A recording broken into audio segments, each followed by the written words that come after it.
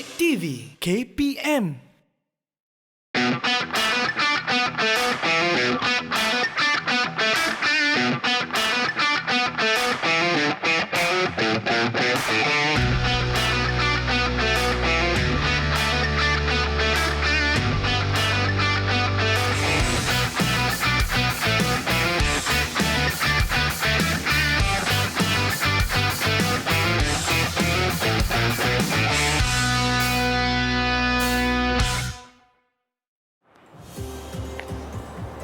Assalamualaikum Tuan. Waalaikumsalam.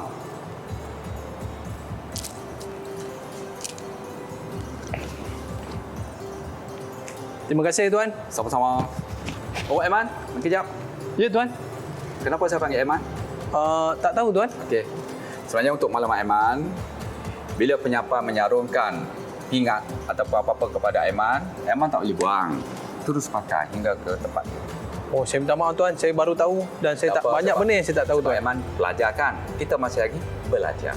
Baik Tuan, saya minta maaf. Sama, lain kali jangan ulangi kesiapan ni lagi ya. Baik Tuan. Terima kasih Tuan. Sama.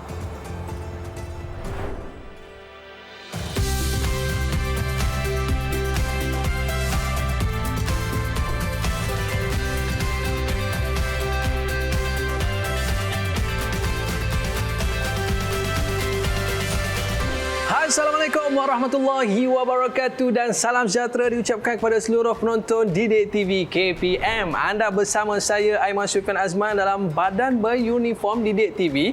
Pada ini kita nak membincangkan tentang Kor Kadet Polis Diraja Malaysia. Apa khabar para penonton sekalian? Harap semua dalam keadaan yang baik, sihat-sihat sejahtera, dan bersama dengan kita pada hari ini tetamu yang cukup istimewa bersama dengan Tuan Zul. Apa khabar Tuan Zul? Khabar baik Aiman. Baik, Aiman apa khabar? Saya khabar baik. Tapi kita lihat tadi banyak lagi benda yang saya tak tahu lagi lah Tuan Zul. Okey, kita akan bincangkan dalam episod ini. Okey, baik Tuan Zul. Tapi sebelum tu, Ya. murid-murid kita di rumah sana nak berkenalan dengan Tuan Zul. Mungkin Tuan Zul boleh ceritakan sedikit tentang latar belakang Tuan Zul. Oh, boleh Aiman. Untuk makluman, saya DSP Kadet Cik Zulkifli bin Cik Ahmad, merupakan Komandan Kor Kadet Polis Kontijen Kelantan dan juga pengurusi teknikal kebangsaan Kor Kadet Polis Kebangsaan. Saya bertugas di Sekolah Menengah Kebangsaan Sultan Ismail, Kota Baru, Kelantan dan merupakan guru akademik tingkatan 6. Dan di dalam pendidikan, saya bertugas di bawah Jabatan Pendidikan Negeri Kelantan yang terletak di Bandar Baru Tunjung, Kota Baru. Sementara Ibu Pejabat Polis Kontijen terletak di Jalan Bayam, Kota Baru, Kelantan. Itu sebenarnya berkaitan dengan maklumat dari saya. Baik Tuan Zul. Jadi kita lihat di antara kadet yang famous lah kat sekolah yang menjadi perhatian nak masuk adalah kadet polis. Sebab kadet polis ni dengan uniform yang cantik, ya, dengan segak sebagainya. Ya. Jadi kita nak tahu juga daripada sudut pencapaian di peringkat sekolah dan di peringkat negeri. Mungkin Tuan Zul boleh ceritakan apa di antara pencapaian-pencapaian tersebut. Beginilah Aiman, untuk memudahkan perbualan kita. Elok rasanya saya sentuh dulu tentang pencapaian di peringkat sekolah. Baik.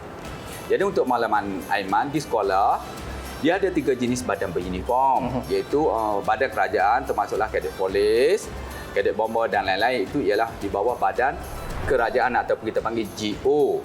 Kemudian yang kedua, kita ada juga badan bukan kerajaan ataupun NGO, contohnya seperti pengangkap, bola sabit merah, Senjo dan lain-lain lagi lah. Kemudian yang ketiga adalah badan beruniform yang terus di bawah Kementerian Pendidikan Malaysia, iaitu Kadet Remaja Sekolah ataupun KRS. Jadi bercakap tentang kejayaan di peringkat sekolah, ingin saya menyatakan bahawa sini rata-rata kadet polis banyak mencapai kejayaan di peringkat sekolah. Contohnya untuk makluman Aiman, di peringkat sekolah dia ada perkemahan KO setiap sekolah. Contohnya, apa maksudnya itu? Perkemahan KO ni perkemahan co-curriculum. Contohnya diadakan di luar kawasan sekolah lah. Contohnya kalau di Terengganu diadakan di Kuala Berang. Pusat co. JPN Terengganu di Kuala Berang ataupun di Air Terjun Sekayu. Jadi dalam perkemahan tersebut biasanya kadet polis yang memenangi perkemahan tersebut. Maknanya gabungan semua kadet-kadet ini? Ya, gabungan semua badan beruniform lain. Contohnya katalah di sekolah tu ada 9 badan beruniform. kadet polis, kadet tentera, kadet bomber, GPA, kadet korisner, polis sabit merah. Mereka mengadakan perkemahan, mereka mengadakan aktiviti yang sama dan setiap aktiviti diadakan pertandingan. Dan biasanya kadet polis lah yang memenangi pertandingan Akan diambil markah-markah dan kadet polis memenangi pertandingan tersebut. Wah, banyak akan dia ambil nilai lah daripada sudut kemahnya dan sebagainya lah. Betul, termasuklah kemah, jalan rasa dan sebuah-sebilah. Begitulah kejayaan yang selalu dicapai oleh kadet polis di tingkat sekolah. Dan ada lagi tak aktiviti di sekolah? Di peringkat sekolah juga, kalau memang masih ingat, kita baru menyambut 31 Ogos. Betul. Dan 31 Ogos tu kita menyambut dengan penuh semangat patriotik. Yes. Dan pada 31 Ogos tu juga diadakan perbarisan untuk sambutan 31 Ogos. Jadi di sinilah kadet polis juga memenangi perbarisan tersebut. Setiap badan uniform ada menyertai perbarisan. Ada menyertai perbarisan. Dan biasanya juga dimenangi oleh kadet. Baris sedia. Kan. Itu contohnya. Itu beberapa contoh. Kemudian di sekolah juga untuk makluman, Aiman, kadet polis banyak memberi sumbangan kepada sekolah. Apa antaranya? Kalau Aiman masih ingat, waktu awal bersekolah mesti ada pendaftaran. Betul. Bila ada pendaftaran, contohnya murid-murid tingkatan 1, tentulah ibu bapa ramai datang ke sekolah. Kerana salah satu cara peranan yang dimainkan oleh kadet polis ialah untuk menjaga parking kereta ibu bapa. Jaga lalu lintas di kawasan sekolah. Jadi secara tak langsung dia telah memberi sumbangan kepada ibu bapa dan menyenangkan ibu bapa yang pergi mendaftar anak-anak mereka pada masa tersebut. Hebat peranan kadet polis ni kan. Kemudian ada lagi, kalau hari sukan pula macam mana? Hari sukan. Pertama, kadet polis juga sebagai menjaga keselamatan pada hari sukan tersebut. Contohnya kalau sukan itu diadakan di padang sekolah, mereka lah menjaga keselamatan dari segi pergerakan pasukan-pasukan lain juga terletak kepada kadet polis. Jadi mereka memberi sumbangan. Mereka juga membantu guru-guru untuk mengendalikan aktiviti sukan di sekolah. Maknanya jadi polis lah dalam sekolah tu. Lebih kurang begitulah. Menjadi polis. Tapi bukan ambil kuasa polis, menjadi polis menjalankan tugas-tugas kepolisan. Baik. Dan seterusnya, apa lagi aktiviti di peringkat sekolah dan lagi kalau kita tengok di sekolah juga ada musyawarah agung PABG. Kemudian ada juga sambutan menteri ataupun VVIP untuk datang ke sekolah. Dan kadet polis dan juga yang menjadi AJK sambutan untuk menyambut VVIP datang ke sekolah. Dia juga yang memberi tabik hormat kepada VIP yang untuk datang ke sekolah. Maknanya secara tak langsung memberi pendedahan kepada anggota kadet polis. Dan catatan itu dia telah memberi sumbangan yang besar kepada pihak sekolah. Baik. Besar. Baik, ini di peringkat sekolah. Di peringkat sekolah. Mungkin ada lagi di peringkat sekolah ataupun di peringkat negeri. Di peringkat sekolah kalau kita tengok dia sudah memberi sumbangan yang begitu besar kepada sekolah berkenaan. Kita tengok di peringkat negeri pula. Di peringkat negeri juga biasanya pegawai-pegawai kadet polis dan juga anggota polis juga selalu dijemput. Contohnya pada hari persaraan pengarah-pengarah ataupun timbalan-timbalan pengarah. Dia yang menganggotai perbarisan. Jadi bergantung kepada negeri-negeri. Contohnya kalau persaraan pengarah biasanya diadakan perbarisan dan dianggotai oleh pegawai-pegawai kadet yang menganggotai perbarisan tersebut. Memberi satu penghormatan yang terakhir kepada pegawai pendidikan tersebut. Dan di peringkat negeri bagaimana pula? Tadi pun di peringkat negeri. Peringkat negeri. Kemudian ada lagi di peringkat negeri. Contohnya katakanlah pertandingan pasukan pakaian seragam. Pertandingan kawat pasukan pakaian seragam sering diadakan di peringkat negeri. Biasanya kadet polis juga yang memenangi pertandingan tersebut. Kena pakaian kadet polis kan cantik. Masya Allah. Pasukan badan pun cantik juga. Tapi kadet pun cantik juga kan. Okey. Kemudian yang terpenting juga lagi untuk makluman Aiman, pegawai kanan kadet polis menyertai pasukan menembak jabatan pendidikan. Untuk makluman Aiman, saya ambil contohnya negeri Kelantan pada hujung tahun Kebawah Dunia Mulia Sultan Kelantan mengadakan pertandingan menembak mahabbah. Jadi dalam pertandingan tersebut semua jabatan dalam negeri Kelantan termasuk Persekutuan dan Negeri dijemput untuk menyertai pertandingan menembak mahafaz tersebut. Habis itu siapa yang menang dalam pertandingan tersebut? Jadi dalam pertandingan tersebut dapatkan Pendidikan Kelantan dianggotai oleh pegawai daripada JPSD dan juga daripada pegawai-pegawai kanan kadet polis. Jadi dalam pertandingan tersebut, pegawai kanan kadet polis telah memberi sumbangan yang besar. Kita pernah mendapat tempat keempat dalam pertandingan tersebut di peringkat negeri. Ini satu pencapaian yang begitu hebat bagi kami yang tidak pernah memegang senjata api. Ini peringkat negeri ni. Peringkat negeri. Jadi banyaklah aktiviti, yang dilaksanakan di peringkat negeri. Banyak aktiviti yang dilaksanakan di peringkat negeri. Cuma kita sentuh beberapa aktiviti yang utama saja. Kalau ikutkan aktiviti memang banyak untuk dinyatakan di sini. Bukan setakat banyak, tapi malah mendapat anugerah dan juga kejayaan yang cemerlang. Jadi kalau anda semua nak cuba untuk menjadi juara di dalam kadet polis. Suatu hari nanti boleh join kita dan daftar cepat-cepat dengan Tuan Zul. Okey, bukan dengan saya tetapi dengan mengisi borang PO1C di sekolah nanti di sekolah nanti dan diuruskan oleh pihak sekolah. Baik, para penonton jangan ke mana-mana, banyak lagi yang Tuan Zul akan cerita kepada kita selepas ini. Kembali selepas ini, Badan Beruniform Didik TV KPM. Didik TV KPM.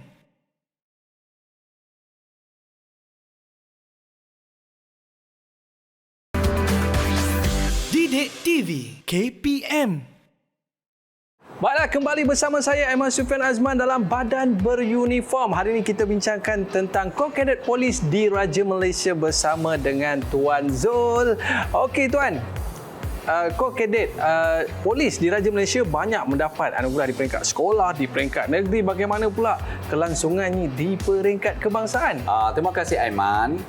Sebenarnya ekoran daripada kejayaan peringkat sekolah, dia pergi kepada negeri dan seterusnya kepada peringkat kebangsaan. Untuk makluman Aiman, di peringkat kebangsaan sering diadakan perkemahan PPS, iaitu pasukan pakaian seragam ataupun pasukan badan beruniform. Contohnya beberapa tahun lalu pernah diadakan di Pusat Kor Kerkelan Melaka. Jadi dalam pertandingan tersebut, dalam perkemahan tersebut, Kadet Polis memenangi pertandingan tersebut. Ini merupakan satu kejayaan yang cemerlang bagi Kor Kadet Polis di peringkat kebangsaan. Dengan badan-badan beruniform yang lain. Dengan badan-badan beruniform yang lain. Badan beruniform pun hebat juga, bukannya hebat, dia hebat juga. Tetapi Kadet Polis memenangi pertandingan tersebut. Dengan ujian-ujian ataupun aktiviti. Dengan beberapa aktiviti yang diadakan semasa perkemahan tersebut. Okey, baik. Itu mesti masak lagi sedap tu kan? Okey, baik Tuan Zul. Kita nak tahu pula macam mana dengan kawat. Ada ke? Di peringkat kawasan pernah diadakan, dia panggil pertandingan kawat formasi antara badan beruniform. Apa dia? Aiman tahu apa dia kawat formasi? Kawat formasi kita ada kawat tangan, kita ada kawat statik, kita ada kawat senjata dan satu ni adalah kawat formasi. Yang mana ada pergerakan ke sana dan ke sini tu? Ya, ada. Tapi kawat formasi ni adalah kawat, pergerakan kawat tanpa suara. Tanpa suara? Ya, hanya sarjan ataupun ketua platoon hanya sekali memberi arahan, kemudian pergerakan seterusnya akan diikuti oleh anggota-anggota di dalam barisan. Maknanya dia kawat seperti biasa. Kawat seperti biasa. Tapi tak ada suara. Tak ada suara. Pergerakan dia pun tanpa arahan, tapi dia boleh buat. Jadi kita panggil kawat formasi. Kawat formasi. Yang ini saya biasa tengok juga Tuan Zul. Memang sangat menarik. Sangat menarik.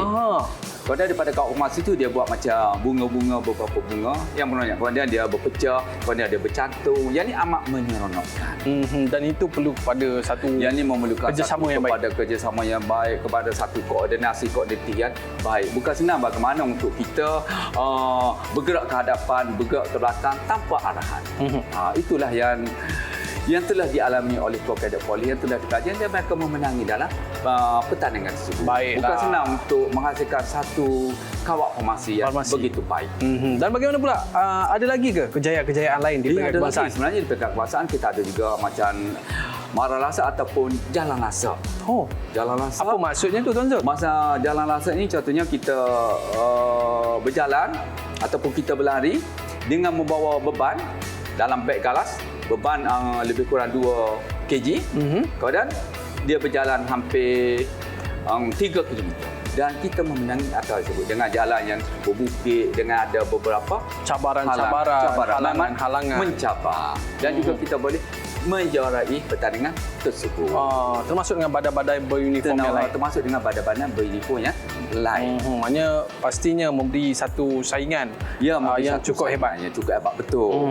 Tapi berbezanya adalah mungkin daripada sudut bagaimana teknik dan sebagainya kan, Tuan Zul kan? Teknik yang dipelajari ni mungkin teknik tu dia mungkin lebih daripada yang lain. Ataupun mungkin kerana dia ni berlatih. Usaha tangga kejayaan. Okey. Itu dia yang membezakan di antara siapa menang dan siapa kalah. Betul. Baik Tuan Zul. Dan kemudian apa lagi di antara aktiviti di peringkat kebangsaan? Ada satu dia kebangsaan dia panggil kompas matching. Kompas matching? Kompas matching ni contohnya dia panggil kompas game. Contohnya kita akan mencari sesuatu subjek tu dengan menggunakan kompas ataupun kita mencari sesuatu poin tu dengan menggunakan kompas. Contohnya dalam pertandingan dia beri 4 poin. Poin 1, poin 2, poin 3 dan poin 4. Baik. Apa alat-alat yang diberikan? Okey, alat-alat yang penting bila kompas, bikilah kompas kan? Kompas. Aiman pernah tengok kompas? Alamak, saya tengok biasa dalam telefon je kompas. Kompas ni kalau ingat dia ikut arah matahari. Matahari kita ada berapa? Ada 4. 4. Yang utama? Ada utara, selatan, timur dan barat. Pandai. Utara, selatan, timur dan barat. Kemudian ada 4 lagi. Mana? Timur laut, tenggara, barat daya, barat laut. Dan yang itu jugalah matahari yang digunakan di dalam kompas. Macam manalah rupa kompas tu kan? Macam mana? Mesti menarik. Pernah tengok? Tak pernah tengok lah Tuan Zul. Kalau macam tu saya boleh tunjukkan kompas yang selalu digunakan. Macam mana tu Tuan Zul? Tapi zaman sekarang ni orang pakai lagi ke kompas macam ni Tuan Zul?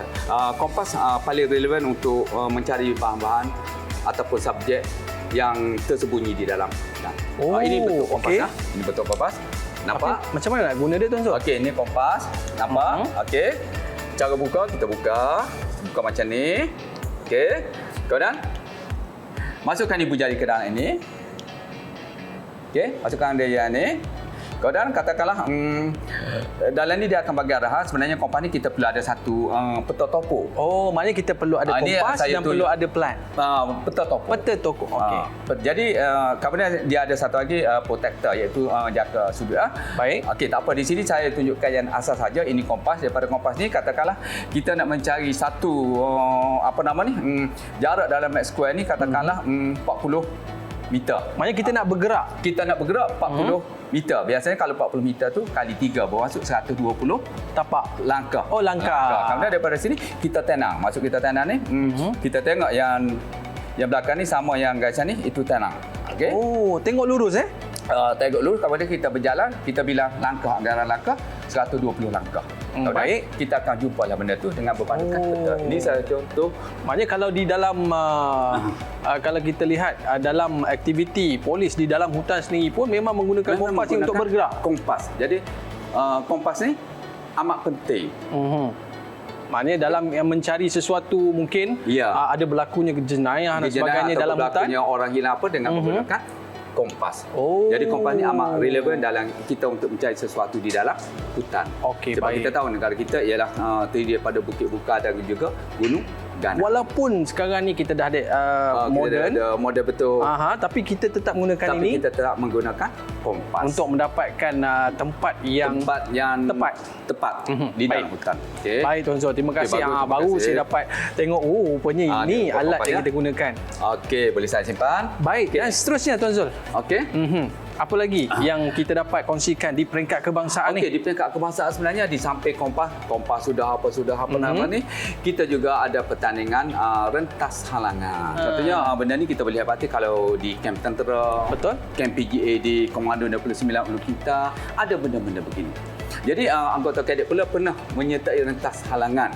Biasanya kita ada 10 halangan. 10 halangan. 10 halangan contohnya seperti tangga kambing, yang paling asas tangga kambing, panjat tembok, kemudian bergayu, kemudian titiran kera ataupun dia panggil monkey rap, kemudian yang merangka, itu beberapa rentas halangan yang kita lalui. Okey. Dan biasanya kita melalui benda-benda ini dan anggota kadet boleh melakukan ataupun boleh melepasi halangan yang terdapat dalam rentas halangan. Biasanya siapa yang menang dalam aksi berhalangan ni?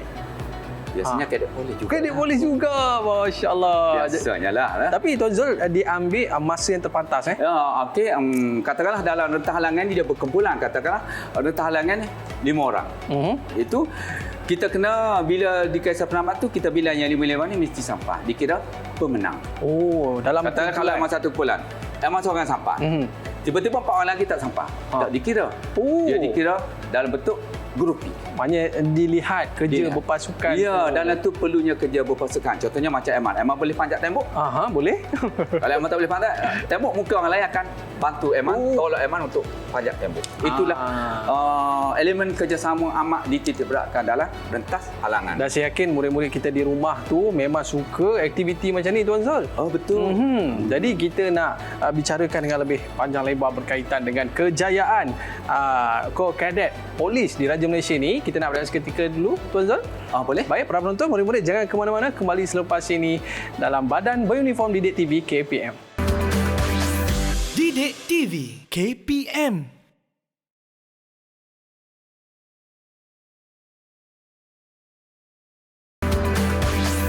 Didik TV KPM. Baiklah, kembali bersama saya Aiman Sufian Azman dalam Badan Beruniform, dan pada hari ini kita cerita tentang Korps Kadet Polis di Raja Malaysia bersama dengan Tuan Zul. Baik, kita lihat bahawa Korps Kadet Polis di Raja Malaysia ni banyak aktiviti yang mereka lakukan dan juga mereka banyak memenangi pertandingan-pertandingan yang di peringkat sekolah, peringkat negeri dan peringkat kebangsaan. Betul. Jadi bila mereka dah menang ni kan, takkan terhenti setakat situ je. Mungkin ada tak peluang-peluang pekerjaan di luar sana bagi mereka yang menyertai kadet ini? Terima kasih Aiman. Sebenarnya tugas kita di sekolah kita melatih anggota kadet ini untuk menjadi kemejadian murid. Jadi bila dia keluar sana, dia boleh dengan pengalaman yang ada dalam Korps Kadet Polis, mereka membantu mereka untuk menjawat jawatan dalam kerjaya. Bercakap berkaitan dengan kerjaya, Aiman, syukur alhamdulillah setakat ini ramai bekas anggota kadet yang mempunyai peluang kerjaya yang cerah hasil daripada mereka memasuki anggota Korps Kadet Polis. Ada contoh-contoh di luar sana. Dengan kata lain boleh dikatakan Korps Kadet Polis menyumbang ke arah kejayaan cemerlang kepada bekas-bekas anggota Korps Kadet Polis. Sebenarnya kalau saya nak ceritakan tentang kejayaan bekas anggota kadet ini terlalu ramai. Jadi oleh itu saya sentuh beberapa individu yang telah berjaya. Contohnya katakanlah ada bekas anggota kadet yang telah menjadi seorang peguam. Contohnya Ahmad Fazlan bin Mustafa. Dia bekas anggota kadet daripada Sekolah Mahat Muhammadi Kota Baru Kelantan dan telah berjaya membuka firma guamnya sendiri. Itu sekadar beberapa contoh. Kemudian ada lagi bekas kadet yang menjadi peguam, yang menjadi doktor, yang menjadi guru, yang menjadi pegawai takbir. Itulah beberapa nama. Dan yang terbaru ada bekas anggota kadet yang baru diterima untuk memasuki Pulapur, Pusat Latihan Polis di Bukit Sentosa yang lapor diri pada bulan September yang baru ni. Dia juga berjaya bakal menjadi seorang anggota polis regular. Maknanya kalau setiap aktiviti dan program yang dianjurkan oleh kadet sendiri penting untuk kehidupan mereka seterusnya. Ya, betul. Sebab bila dalam Korps Kadet mereka dilatih untuk jati diri. Contohnya sebagai bekas anggota kadet, bila mereka pergi temuduga, contohnya untuk temuduga PDRM, cara mereka berjalan telah menarik perhatian panel penemuduga kerana ciri-ciri kepolisan sudah ada dalam diri mereka. Jadi dengan kata lain, tidak rugi murid-murid menyertai Korps Kadet Polis demi menjamin masa depan mereka yang cemerlang dalam kejayaan. Kalau mereka ni baru lepas sekolah lah Tuan Zul, bagaimana mereka melanjutkan pengajian di IPT dan sebagainya dengan sijil-sijil ataupun kejayaan mereka di sekolah? Betul. Contohnya bagi pelajar yang lepasan sekolah, bila mereka masuk ke IPTA, di IPTA juga ada suksis. Suksis dia ko-suksis. Jadi mereka boleh memasuki ko-suksis.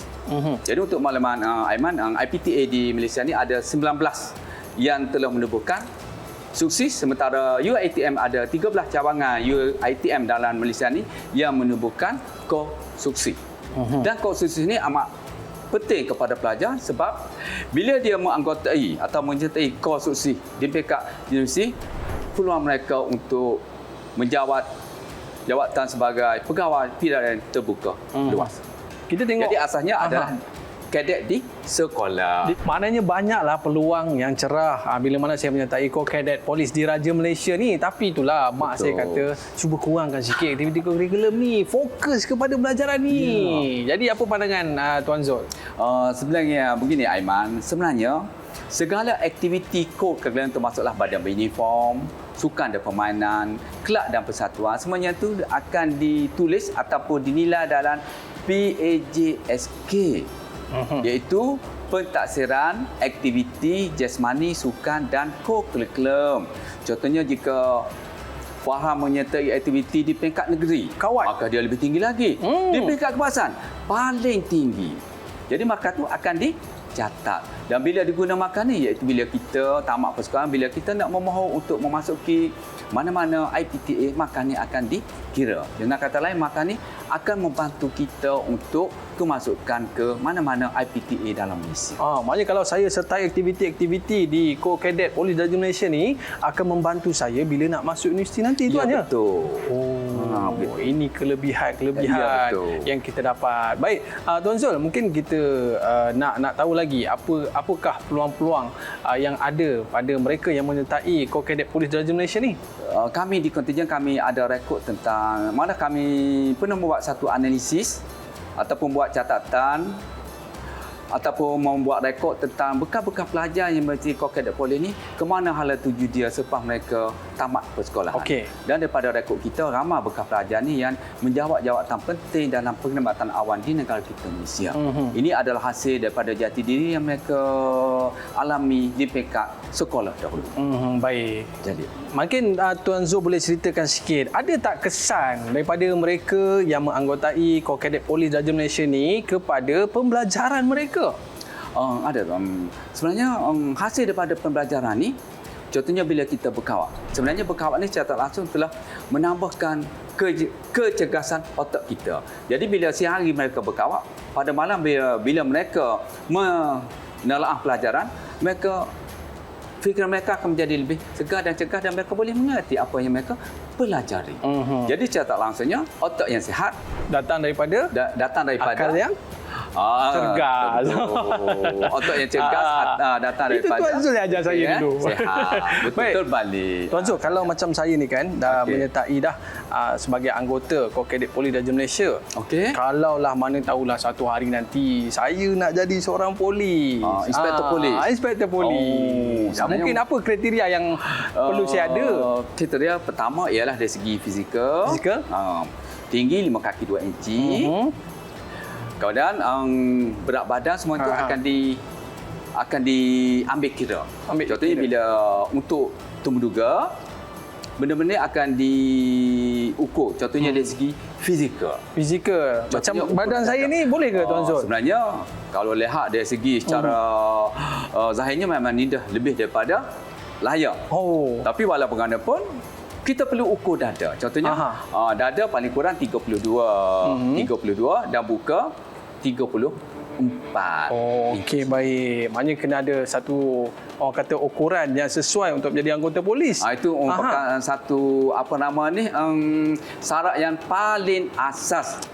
Sebenarnya untuk ni yang lebih arif ada pihak pengambilan daripada pidana. Cumanya kita sebagai orang awam ni cuma tu saja yang paling asas yang kita tahu. Contohnya buka dada mestilah 2 inci daripada dada asal. Mungkin Tuan Zul boleh tunjuk contoh sikit. Boleh, tapi kita ada sekadar untuk contoh, tapi untuk kita bukanlah main sangat dalam bidang ini sebab yang main adalah bagi pihak polis bahagian pengambilan. Tapi untuk sekadar pengetahuan sebagai asas, kita sebagai orang awam boleh saya tu.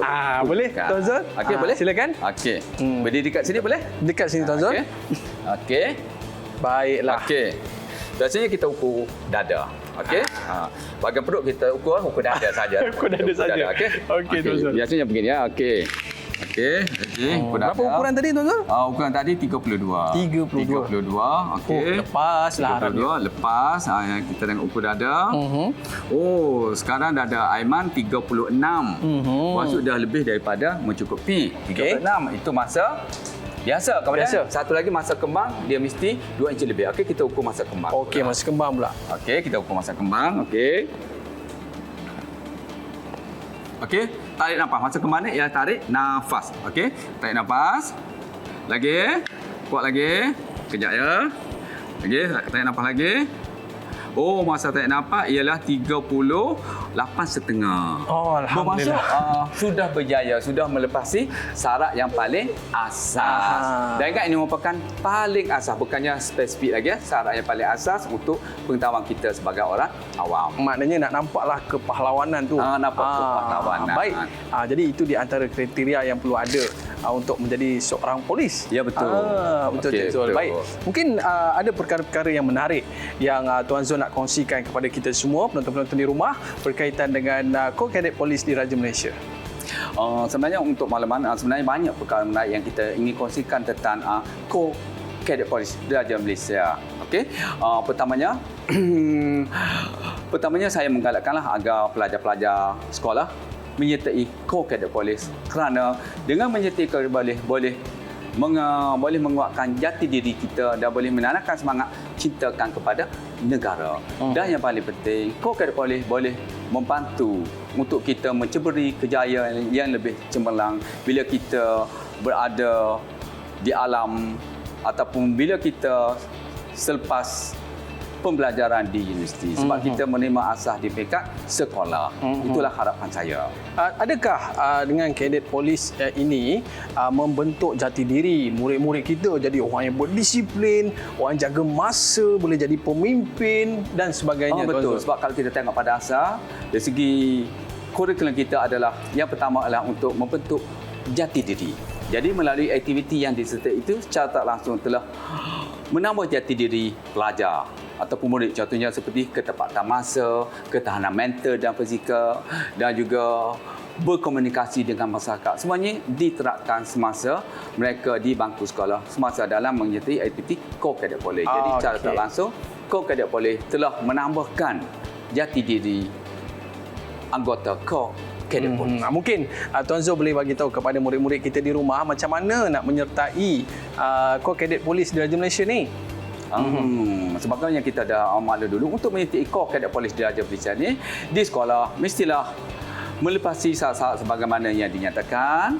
Bagaimana yang dinyatakan, mesti tinggi, yang lelaki 4 kaki 6 inci dan yang perempuan 4 kaki 3 inci, berkelakuan baik, sihat tubuh badan dan mendapat akuan daripada pihak sekolah, iaitu pengetua sekolah. Baiklah, banyak dah yang Tuan Zul kongsikan bagaimana dalam menganggotai Ko-Kadet Polis di Raja Malaysia ini dapat menjamin masa depan anda semua tahu di luar nanti. Ya, baik, jangan ke mana-mana para penonton, murid-murid, kita akan kembali selepas ini dalam badan beruniform Ko-Kadet Polis di Raja Malaysia. Kembali selepas ini di Didik TV KPM. Didik TV KPM.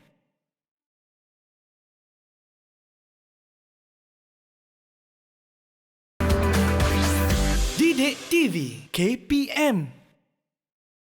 Baiklah, kembali bersama saya Aiman Sufian Azman dalam badan beruniform. Pada hari ini kita cerita tentang Ko-Kadet Polis di Raja Malaysia bersama dengan Tuan Zul. Dan pastinya kalau kita sebut tentang Ko-Kadet Polis di Raja Malaysia ni, pasti ada buku-buku panduan yang boleh kita kongsikan sebagai panduan dalam kita jadi Ko-Kadet Polis di Raja Malaysia ni. Silakan Tuan Zul.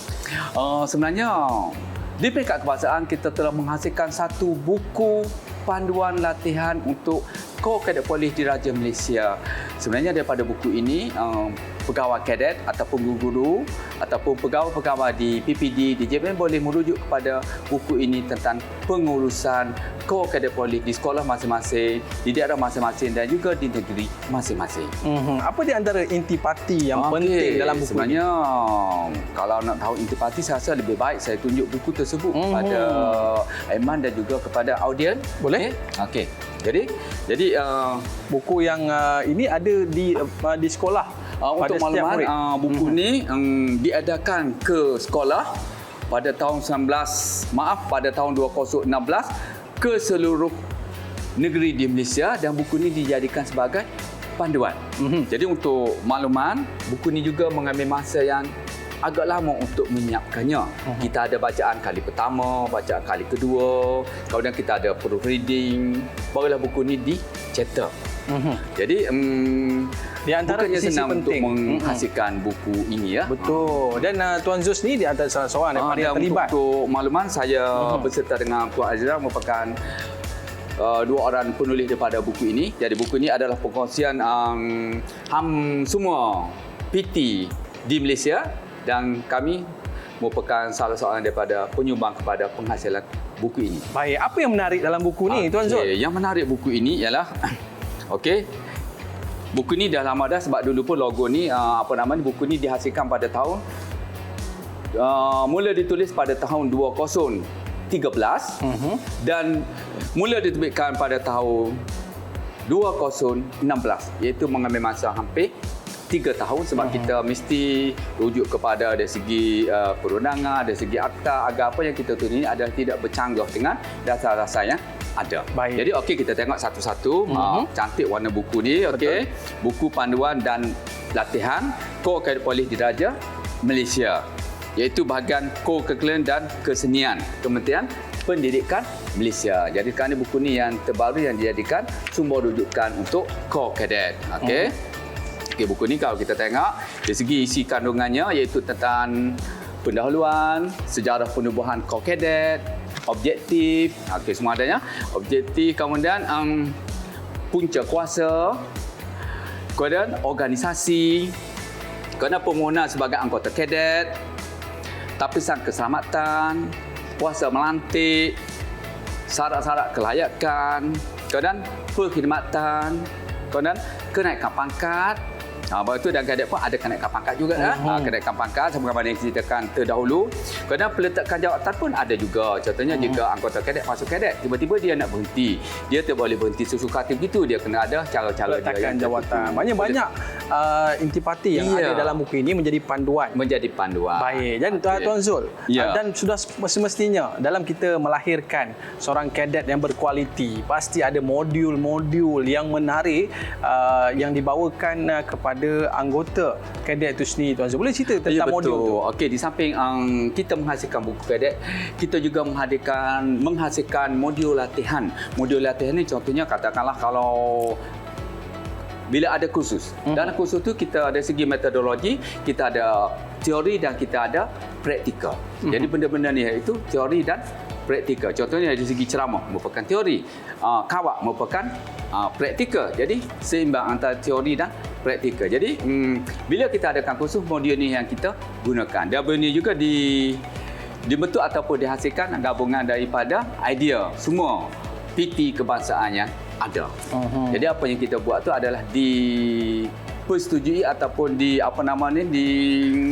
merupakan cantuman idea antara semua. Dan terhasillah buku ni. Jadi ini yang kita dapat lihat dalam menghasilkan sesebuah buku, perlu kepada satu panduan yang lengkap dalam menjalankan sesuatu aktiviti dan sebagainya.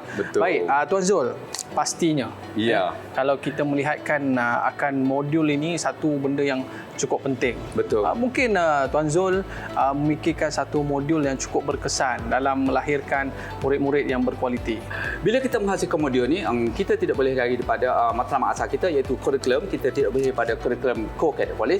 Jadi dalam modul itu ialah termasuklah jati diri untuk kemenjadian murid. Itu asas yang kita pegang untuk menghasilkan modul. Baik.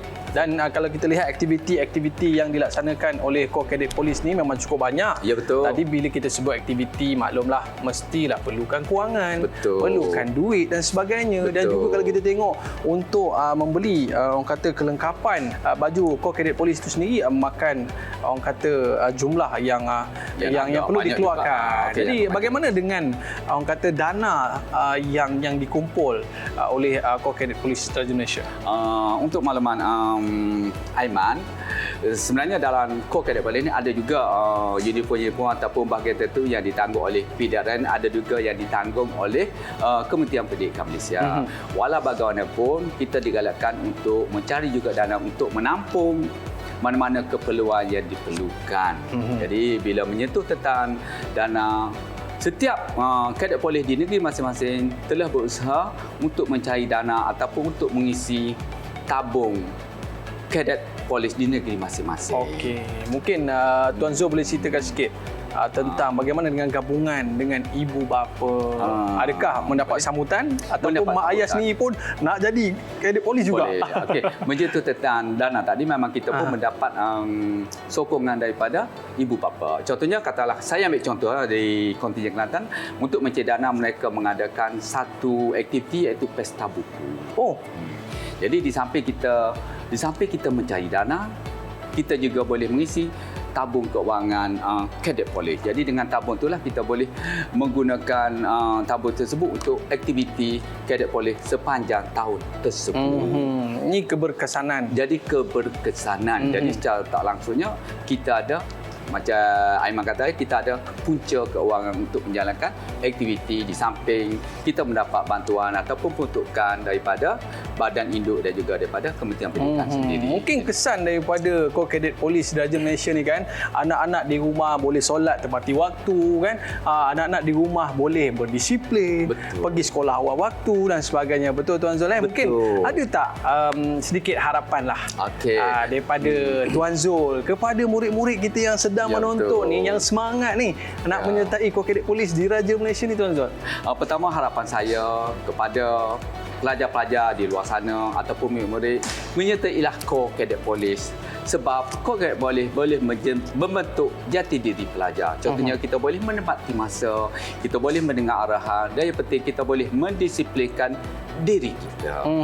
Contohnya untuk dari segi ketepatan masa. Dalam kadet kita mengadakan slogan, biar kita cepat sejam, jangan kita lewat seminit. Ya, betul. Biar kita cepat sejam dengan lewat seminit. Betul. Wow. Sebab daripada tinjauan kita, ada beberapa perkara sahaja yang selalu diamalkan oleh anggota kadet ni yang selalu tepat masa. Apa dia? Ya. Dia tidak lewat seminit pun. Apa dia? Main kat padang? Bukan. Ataupun Tidak. main game? Tidak. Apa tu Tuan Zul? Iaitu berbuka puasa. Oh, betul lah Tuan Zul. Jadi dia sentiasa menepati masa. Jadi kita nak dalam aktiviti lain pun, biar dia juga menempati masa. Satu Malaysia ataupun satu dunia tunggu waktu buka puasa. Ya, je. betul.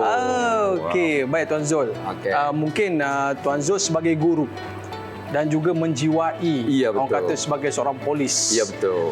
Di manakah letaknya diri seorang guru dan juga seorang polis ini dalam memberikan, orang kata, panduan kepada murid-murid kita di sekolah sana supaya dengan join kadet polis ni dapat berjaya dalam pembelajaran? Okey, terima kasih Aiman. Sebenarnya bagi diri saya sendiri dan juga mungkin bagi pegawai-pegawai kadet polis di sana, sebenarnya dengan mengerti kadet polis sebenarnya memberi jati diri dan juga kekuatan kepada saya untuk bertugas sebagai seorang pendidik. Contohnya hasil daripada ni kita dapat membentuk diri kita. Contohnya kita menepati masa dan juga kita sentiasa mengambil berat tentang tanggungjawab yang utama kita sebagai seorang pendidik. Maksud dia, waktu mengajar, kita mengajar sebagaimana yang diarahkan oleh ketua jabatan, dan semasa aktiviti kita mengikut aktiviti yang sepenuhnya. Boleh katakan kita seimbang antara aktiviti akademik di sekolah, aktiviti hakiki kita dengan aktiviti co-curriculum. Baik, jom sama-sama kita doakan Tuan Zul kita sentiasa sihat, Ya, betul. dapat menabur bakti kepada masyarakat agar lebih ramai anak-anak murid ataupun murid-murid kita di sekolah sana dapat berjaya di masa akan datang. Baik, terima kasih kepada Tuan Zul, terima kasih kepada murid-murid yang menonton kita pada hari ini dalam badan beruniform Kadet Polis Diraja Malaysia. Rezeki kita jumpa lagi. Bye-bye. Assalamualaikum warahmatullahi wabarakatuh. Jumpa lagi.